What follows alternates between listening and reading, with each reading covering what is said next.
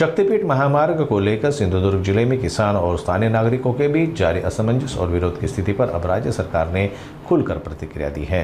महाराष्ट्र सरकार के मंत्री नितेश राणे ने सोमवार को स्पष्ट किया कि यह महामार्ग जनता के विकास के लिए है, न कि किसी के हितों को नुकसान पहुंचाने के लिए। उन्होंने कहा कि जो भी योजना बनाई जाएगी वह स्थानीय नागरिक और किसानों को विश्वास में लेकर ही आगे बढ़ाई जाएगी। सर्वात प्रथम सिंधुदुर्गाच्या आणि त्या भागाच्या ज्या लोकांमध्ये गैरसमज पसरवण्याचा जो प्रयत्न होतोय त्यांना मी स्पष्ट भूमिका सांगेन राज्य सरकारची की प्रत्येकाला विश्वासात घेतल्यानंतरच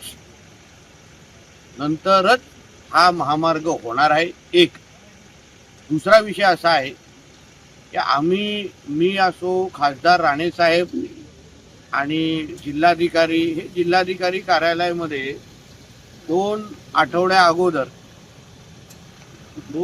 अगोदर आमची बैठक झाली आणि त्या बैठकीमध्ये आम्ही स्पष्ट भूमिका संबंधित MSRDC आणि अन्य लोकांना स्पष्ट सांगितली की लोकांना विश्वासात घेतल्यानंतर एकत्र हे करायचं आणि दुसरं म्हणजे आम्हाला पर्यायी 2-3 मार्ग दाखवा।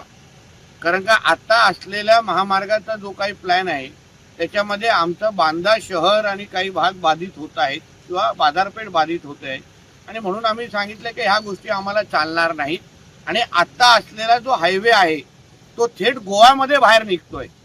म्हणजे उद्या अगर म्हणजे झाराप ज्याला म्हणतात आणि त्याचं टोक डायरेक्ट गोव्यामध्ये निघतंय। ज्या हायवेचा टोकच अगर गोवा राज्यामध्ये निघत असेल तर त्याला महाराष्ट्राला काय फायदा, सिंधुदुर्गाला काय फायदा। म्हणून आता असलेला जो काही प्लॅन आहे तो 101% आम्ही बदलणारच आहे। त्या संबंधित कॅबिनेटमध्ये पण आमची चर्चा झाली, संबंधित वरिष्ठ अधिकाऱ्यांची पण चर्चा झाली आणि नंतर दोन जे पर्याय आम्ही जे काही पर्याय सुचवलेले आहेत ते त्याच्यामुळे जो पर्याय नवीन येतो तो 0 पॉइंट किंवा मळगाव या काही भागांमध्ये तो आता शक्तिपीठ हायवे तिथून बाहेर निघू शकतो आणि तिथून मग कोस्टल रोड असो, रेडी असो आणि अन्य विकासाच्या दृष्टिकोनातून महत्त्वाचे असलेले जे मार्ग आहेत तिथून निघेल। लोकांचा कुठेही इकडे तिकडे लोकांना नुकसान होणार नाही किंवा तिकडे हालचाल हलवण्याची गरज भासणार नाही। काही लोकांच्या जे काही शेतीमधून अगर जमीन जात असेल त्याच्याही योग्य पद्धतीने मोबदला त्यांच्याशी चर्चा केल्यानंतर तो दिला जाईल। पण आता जो करंट प्लॅन आहे तो 101% आम्ही बदलणार आहोत। तो आताचा प्लॅन राहणार नाही। स्थानिक आमदार माजी मंत्री दीपक केसरकर साहेबांनी पण कालच सन्मान्य मुख्यमंत्र्यांना या संदर्भात पत्र दिलेलं आहे।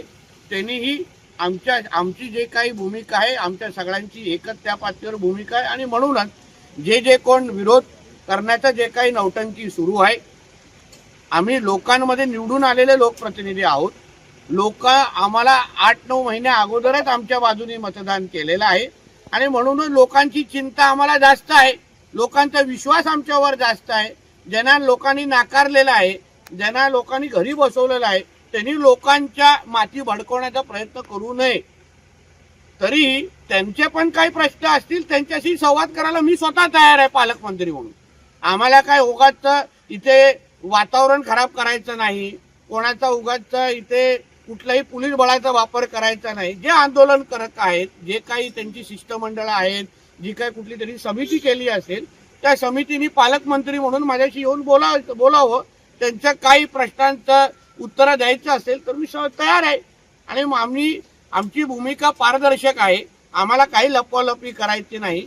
हा हायवे लोकांच्या विकासासाठीच आता जसं आपण नॅशनल हायवे तयार केला N66 त्याच्यामुळे असंख्य विकासाची दालनं उघडलेली आहेत, तसंच हा शक्तिपीठ हायवे पण लोकांच्या विकासासाठीच आहे आणि म्हणून तो मार्ग गोवाकडे न जाता आता मळगाव किंवा 0 पॉइंटवर त्या पद्धतीने आम्ही सुचवणार आहोत आणि मान्य करून घेण्याची जबाबदारी ही आमची असेल। म्हणून ह्या बाबतीमध्ये कुठलाही विरोध करण्याची काही गरज नाही।